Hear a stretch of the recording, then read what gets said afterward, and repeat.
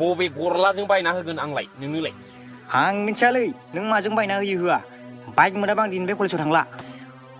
कलेजाव थाङाबालाय हाजिरा खामलाफोर मावला बायदो होमब्ला आरो माथो बबे गरलाजों जानो नोंलाय मालायफ्रा बाइक कारजों कलेजाव फैयो आंहा थाबायनानै जाम्बाबै थांनांगौ नामा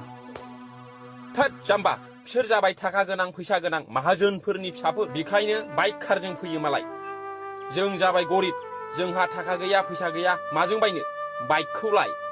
लेखा फरायनायखौसो बादि होनांगौ कम्पिटिसन खालामनांगौ कार बाइक बायनानै बादा बादि खालामबा जाया